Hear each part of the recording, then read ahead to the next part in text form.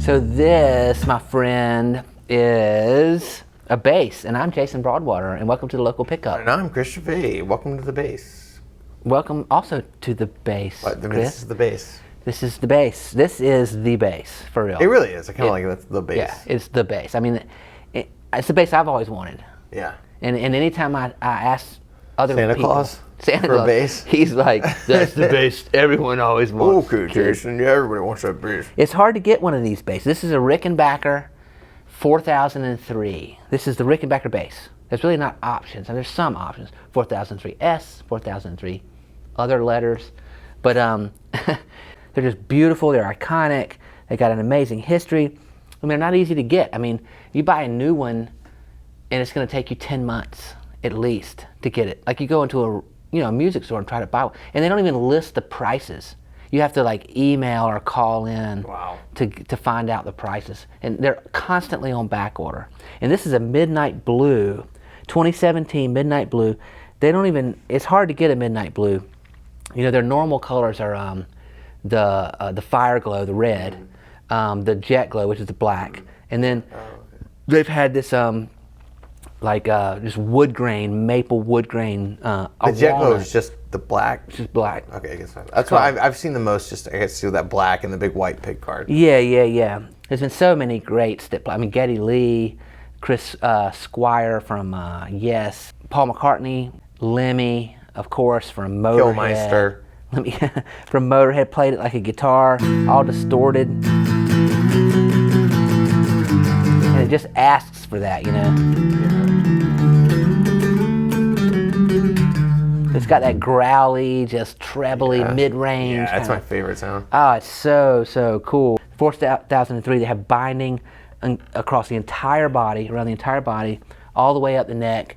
They've got this beautiful triangle inlays. And their necks, like on the guitars, they're covered with a finish. Yeah. Which just makes it strange. And it's so thin and contoured. It's just a gorgeous. Yeah. It's like whether or not it actually affects the physical, like your fingers when you're playing, it visually it looks like it does. It looks absolutely. Absolutely. It's asking you to play it more so. And they had, their frets are real small and low, and with the lacquered finish, it makes it easy to slide up and down. It's just really, really great. And the headstock, is iconic. Yeah. The big headstock, the giant truss rod cover that comes way, because their name's so long, has to go way up into there. And most people take these off. Most bass players take these off. Horseshoe pickup, right? It's called. Is that not a horseshoe pickup? I don't know. Is that right? I've heard it called that. Okay, but this cover right here, I love it because I play with a pick, so I rest my hand on it. And that's all that is. That's just supposed to be. That's where your palm rests. Well, I mean what is it meant for? Well, some people I see play with a pick back behind it, which is I've weird. I've never understood those bass players that play back there. I don't. Yeah, I don't get that either. But then you have people that most bass players play with their fingers, and so this kind of gets in their way. They'd like to rest right here, but Yep. They get frustrated. They just put the bass down. They just do this, and that's why you hear songs that sound like this. Plop, plop, plop. We all know that song. That's how Korn. Most popular songs. Yeah, plop, plop, plop. So most bass players take this off, and you will see anyone you see on the used market, just about any Rick that you're going to see on the used market is not going to have this on, and they're going to tell you whether or not they have it included, like in the case or something. Yeah. That almost. My kids are playing with it. Yeah, but me, it's just the perfect thing to have there. Yeah, I think that's probably where I play the bass. Yeah, but it's just one of the coolest basses. So there's a cool story about this. The 4003 was released in '81. And it was an upgrade from the 4001. So any Rickenbacker bass that you buy before 1981 is going to be a 4001. And a 4001 was exactly the same, except, or it was mostly the same, but in the electronics, there was a low cut on the bridge pickup. So what that means is the bridge pickup sounded real trebly, midi, and growly. And that's that Rickenbacker sound that we all know, that the kind of clanky, growly, almost like a guitar. Yeah. But then when they upgraded in '81, they made it like appropriate for contemporary strings, and just a lot of upgrades needs to be done. There's 2 truss rods that run in this neck, which is really strange. Yeah, and it was a apparently an awful thing to try to adjust to truss rods back in the old ones. But there's still 2 truss rods, but they improved the system and made it easier to manage under this. You take this pick guard off, this truss rod cover off, and you can manage them better. So there's all these improvements that they made, but one thing they did was they took out the low cut in the circuits for this bridge pickup. So listen to this. See how it kind of comes to life? Mm-hmm. It's like MIDI, growly. It gets really bassier, fuller. And it's warmer, it's more contemporary sounding. And so they did that as an improvement. Well, people loved it, but people also were hating on it, you can imagine. Yeah, and stop they were giving me options. Yeah, I like the old, they were like, I like the old sound. Yeah. And so they installed, after a few years, they put in this push-pull thing where what it does is, so like again, the old ones had a low cut on this pickup that would cut out all the low, and it would make it be a very MIDI, trebly sound. And that was just inherent to this pickup, and you couldn't change it. Now, with this push-pull, you can take that low cut in and out of the circuitry. So you've got the vintage sound, and then the contemporary sound. Wow. And you can switch back and forth. Yeah. And that's just on this pickup. So then if you go center, it mixes these. This is a full range pickup. So this is just this pickup. It's a bassier, full range pickup. Well, now you can mix the two by having both of them turned on at the center switch, and then you can pull this out for the vintage sound, and you can blend them, with your volume knobs on how much of the old sound you want with the new sound, and you can really create a cool, it gives you so many options. And not only that, dude, check this out. This thing has 2 output jacks. Oh, wow. Which is so the strange. Ricco sound. So the Ricco sound, so this is a standard output jack that you'd have on every guitar. This is called the Ricco sound. It's a stereo output. And what you do is you'd put a stereo cable. You don't run them both at the same time. You would take this out. You put a stereo cable in here, and then it splits off in 2 directions. The cable does. Wow. And you can run it into either 2 channels on an amp or to 2 different amplifiers. Wow. And what it does is it splits these 2 pickups, which is controllable by this switch. So this pickup could go to an old vintage amp, and this pickup could go to a Marshall stack, and then you put them in the middle, it brings them both in, and then you can fade in and control those 2 amps based on, it's insane. That's crazy. Yeah, it's crazy, You've got a lot of stuff. Yeah, it's really, it can't be underestimated. Cool, it's super cool, man. That's an extension of just how cool this bass is. Yeah, that's on top of. Right, yeah. This comes standard with so many amazing options, but that's on top of just the look and feel and the contour of this bass. I'll let you pluck on it a little bit here. Like, it makes sense that it would have such a crazy, weird, cool thing going on with it, because it's so...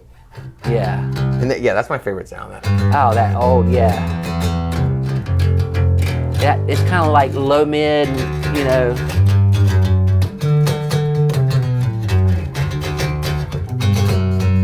Yeah, it's like that rattle and that treble without being muddy. Right, yeah.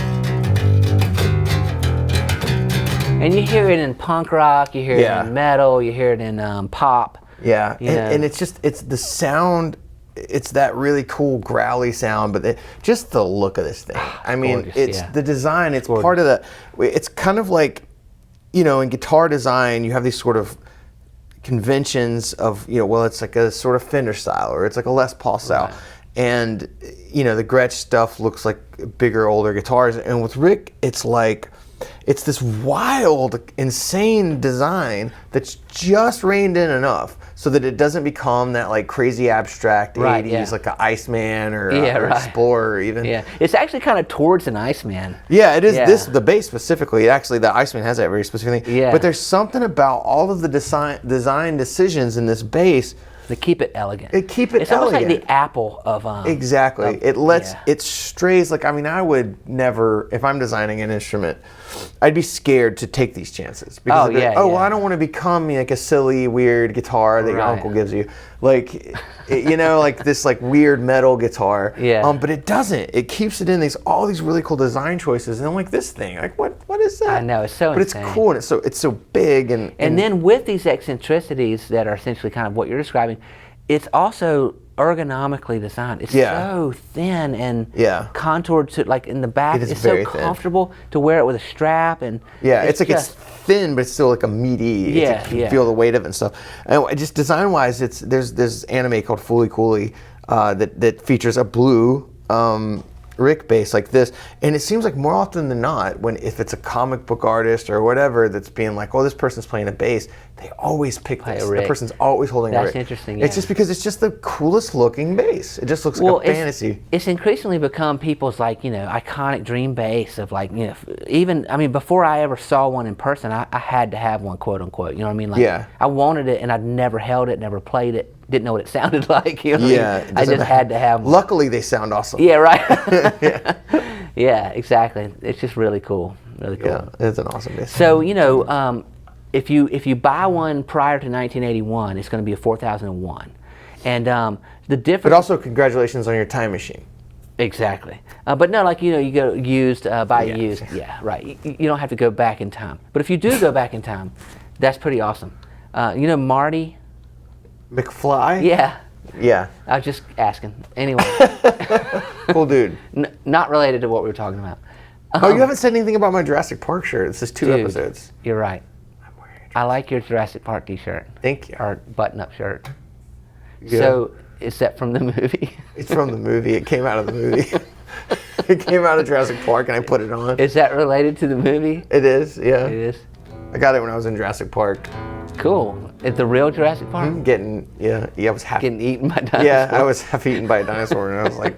Do y'all have shirts? Do you have any shirts? Well, it is. I'm glad you brought that up, because it's equally as cool as the bass you're holding. Well, thank you. It's from... Yeah. Cool. Great news. Yeah, great. Anywho, Rickenbacker. I'm a big fan. Me too. The guitar too. I got a 330 and I love it. Diamond Dave. The frets have diamond inlays. And oh yeah, the inlays are so cool. I call that neck Diamond Dave. Diamond Dave. I didn't know what you were talking about. You just were pointing and saying Diamond Dave. And I see David Lee Roth somehow is going to materialize. Dave TV. You remember Dave TV? You don't? So right after Van Halen, after David Lee Roth got kicked out of Van Halen, he started this thing on MTV. It was called Dave TV. Oh, I know. I don't remember that. And it was just about him being wild. Yeah, which he is. Yeah. So it has nothing to do with Rick, but cool. It's pretty cool. So anyway, that's it. That's the Rick 4003 bass, my dream bass. There you have it. And we'll see you next time on the local Silent Micah. Silent Micah, you haven't said anything this episode. Yeah, say something. Ooh. Oh, man. Thumbs up to you.